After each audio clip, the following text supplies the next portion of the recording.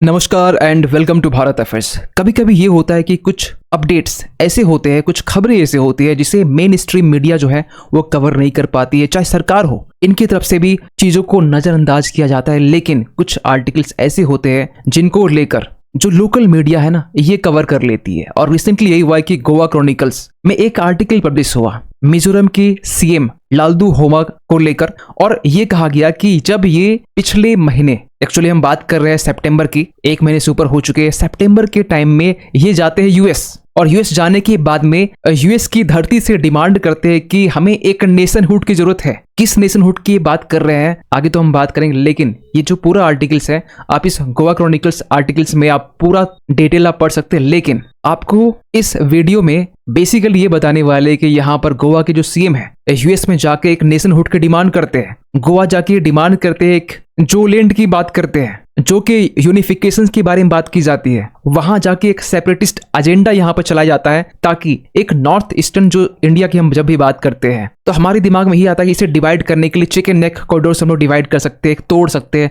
लेकिन इसे डिवाइड किया जा रहा है एक अलग से नेशन क्रिएट करके। और आपको बताना चाहते हैं यहाँ पर जब मिजोरम के सीएम यूएस जाते हैं और यूएस में जाकर जो अपनी स्पीच देते हैं ना, पूरी स्पीच यहाँ पर लिखी हुई है। आप जाएंगे directorate of information and public relations के वेबसाइट में गवर्नमेंट ऑफ मिजोरम के, तो पूरा जो स्पीच है आपको यहाँ पर देखने को मिल जाएगा। आपको ब्रीफली और काम की चीजें आपको बताते हैं कि जो चीजें यहाँ पर कही गई है, और ये डेट कब की है, 2 तारीख 9वां महीना 2024 की है।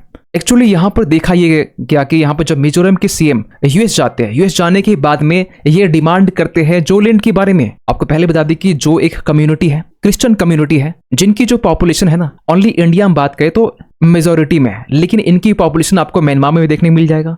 ये जो बांग्लादेश का जो रीजन है ना, नीचे चिटगांग वाला रीजन, यहाँ पर भी जो कम्युनिटी के लोग यहाँ पर रहते हैं। इंडिया में देखें मिजोरम, त्रिपुरा वाला जो रीजन है यहाँ पर देखने को मिलता है। और ये जो ग्रीन वाला जो पूरा एरिया है ना, इसे कहा जा रहा है एक जोलैंड। और इसी जोलैंड के बारे में बात की जा रही है कि जो कम्युनिटी है ये किस तरीके से 3 देशों में बटा हुआ है, म्यांमार हो, बांग्लादेश हो और इंडिया हो। और यहाँ पर बात की जा रही है जो कि यूनिफिकेशंस के बारे में, वो जो कि 1988 से लेकर एक डिमांड उठ रही है जो कि यूनिफिकेशंस के बारे में। और इस डिमांड को कोई जर्नलिस्ट नहीं, कोई आम इंसान नहीं, एक चीफ मिनिस्टर, मिजोरम की चीफ मिनिस्टर पीयू लाल धोमा, इनके तरफ से डिमांड की जा रही है कि अब हमें रीयूनिफिकेशन की जरूरत है, हमें यहाँ पर जो कम्युनिटी को साथ लाने की जरूरत है, और एक नेशनहुड की डिमांड कर रहे हैं। आपको पहले ये बता दें कि पूरा जो कम्युनिटी है ना, 2003 की डेटा की बात करें ना तो ये लगभग 1.5 मिलियन है, लगभग 15 लाख के करीब इनकी पॉपुलेशन है। इसके बाद ये कहा जाता है कि जिस तरीके से जो चर्च है ना इंडिया में,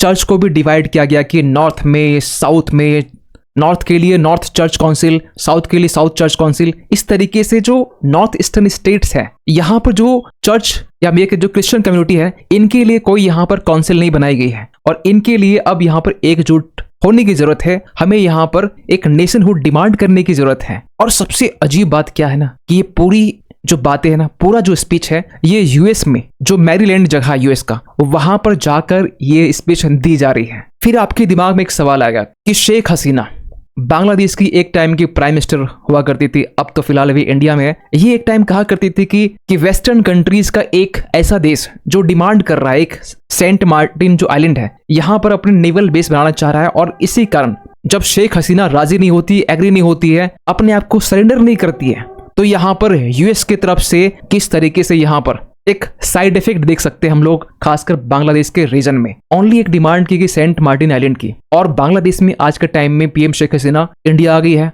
यहाँ पर एक इंटरिम सरकार है मोहम्मद यूनिस की। लेकिन क्या इतना ही था? इसके अलावा यहाँ पर शेख हसीना ने इस बारे में बात की थी, जून की हम बात कर रहे हैं, क्रिश्चियन कंट्री के बारे में। और उस वक्त आर्टिकल भी पब्लिश की गई थी कि why Sheikh Hasina Christian country statement should ring alarm bells in India. किस क्रिश्चियन कंट्री की बात यहाँ पे की जा रही थी? कहीं ये जोलैंड के बारे में तो बात नहीं की जा रही थी। तो अब इस आर्टिकल के आने के बाद में, मिजोरम के सीएम के स्टेटमेंट के बाद में, जो कि यूनिफिकेशन होने को लेकर जो बात की जा रही है, इसके बाद में ना अब ये कहा जा रहा है कि जो बांग्लादेश के जो पीएम है ना, ये सही थी कि किस तरीके से एक क्रिश्चियन स्टेट जो पीपल को लेकर साउथ एशिया में क्रिएट करने की बात चल रही है। और ये सभी जो बातें हैं ना, जो इंडिया में जो लैंड की जो बात की जा रही है ना, एक क्रिश्चियन कंट्री करने होने की बात की जा रही है, ये यूएस में बैठ के की जा रही है। वैसे भी आपको बता दें कि जो वर्तमान के जो हालात है ना, खासकर यूएस को लेकर हम बात करें, खालिस्तान का जो इशू है ना, इसको लेकर जो वेस्टर्न कंट्रीज है, कनाडा के साथ में ऑलरेडी हमारे इश्यूज चल रहे हैं, इवन कि कनाडा के साथ में यूएस भी जो है कनाडा के सपोर्ट में है। चाहे निखिल गुप्ता की बात हो या फिर रिसेंटली विकास यादव जो एक एक्स रॉ ऑफिसर रह चुके हैं, इसको लेकर वांटेड इशू करने की बात हो, यहाँ पर यूएस का भी एक इन्वॉल्वमेंट देखा जाता है। पंजाब के पूरे हिस्से में यहाँ पर एक इनस्टेबिलिटी यहाँ पर बनाने की कोशिश की जा रही है। उसी तरीके से पूरा जो नॉर्थ ईस्टर्न का जो स्टेट है ना, पूरा यहाँ पर एक क्रिश्चियन स्टेट क्रिएट करके एक इनस्टेबिलिटी यहाँ पर क्रिएट करने की कोशिश की जा रही है। और इसीलिए कहा जा रहा है कि जून के टाइम में शेख हसीना ने जो कहा था कि क्रिश्चियन स्टेट की डिमांड की जा रही है जो पीपल को लेकर, ये बातें कहीं ना कहीं हमें सच होती हुई दिखाई दे रही है। फिर एक सवाल उठेगा, क्या गोवा क्रॉनिकल्स ने ही रिसेंटली इस आर्टिकल पब्लिश किया? क्योंकि ये डेट 3 तारीख का, कल का डेट का है।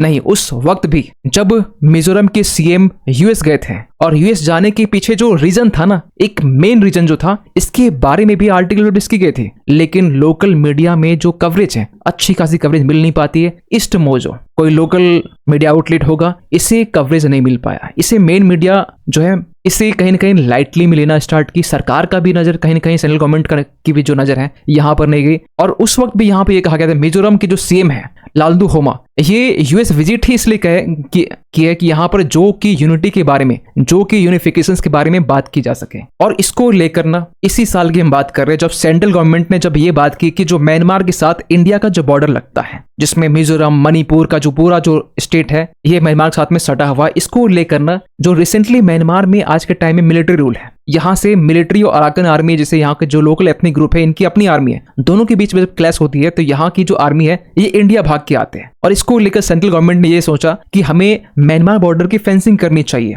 तो इसी के अगेंस्ट में यहाँ पर जो पीपल की रीयूनिफिकेशंस की बात करके मिजोरम की असेंबली में यहाँ पर इस फेंसिंग की बात के अगेंस्ट में एक रेजोल्यूशन पास किया गया। और इस रेजोल्यूशन को यूनानिमसली यहाँ पर अडॉप्ट भी किया गया कि यहाँ पर म्यांमार के साथ में किसी भी तरीके की जो फेंसिंग है नहीं होनी चाहिए। क्यों?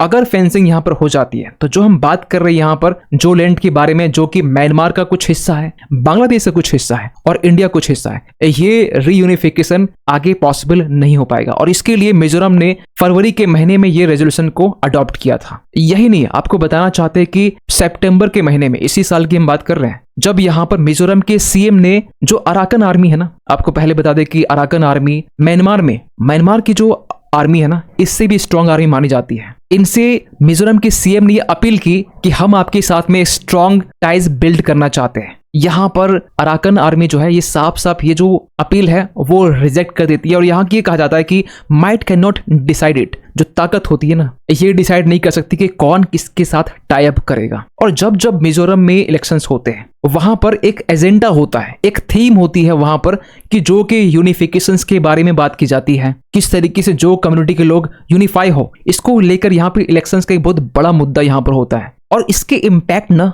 हमें और भी देखने को मिलते हैं जब भी बात की जाती है कोकी जो के क्राइसिस के बारे में, जो कि यूनिफिकेशंस के बारे में। तब हमें ये भी डिमांड उठती हुई दिखाई देती है कि यहाँ पर एक ग्रेटर मिजोरम की भी डिमांड की जा रही है। जी हाँ, ग्रेटर मिजोरम, जिसमें बेसिकली जो एरिया है आसाम से लेकर जो मणिपुर है, मिजोरम है, त्रिपुरा, ये पूरा जो एरिया है ये ग्रेटर मिजोरम में कवर की जाती है। और जिस तरीके से मिजोरम के सीएम ने ये स्टेटमेंट दी है, खासकर जोलैंड के बारे में, ये अपने आप में सब बहुत बड़ी कंसर्निंग बन सकती है, चाहे सेंट्रल गवर्नमेंट की बात करें चाहे स्टेट की बात करें। जब भी हम लोग बात करते हैं नॉर्थ ईस्ट स्टेट के बारे में, 7 सिस्टर के बारे में, तो हमें यहाँ पर याद आता है चिकन नेक कॉरिडोर। लेकिन यहाँ पर इंटरनली यहाँ पर जो नॉर्थ ईस्टर्न स्टेट के जो सीएम है, इनके साथ मिलकर यहाँ पर एक क्रिश्चियन स्टेट क्रिएट करने की डिमांड उठ रही है। इसको लेकर ना चाहे सेंट्रल गवर्नमेंट हो चाहे स्टेट हो और बाकी जो स्टेक होल्डर है, इन लोगों को यहाँ पर मिलकर इस पर विचार करनी चाहिए। खैर, इसको लेकर आप क्या सोचते हैं कमेंट कीजिएगा। और जाते जाते एक क्वेश्चन आप सभी के लिए कि हाल ही में हॉसोंग 19 एक इंटरकॉन्टिनेंटल बैलिस्टिक मिसाइल है, इसे रिसेंटली किस कंट्री ने डेवलप किया है? आपके पास में ऑप्शन है रशिया, नॉर्थ कोरिया, चाइना या फिर इजराइल। सही आंसर कीजिए कमेंट सेक्शन पे। मिलते किसी अगले वीडियो में, तब तक के लिए थैंक यू सो मच।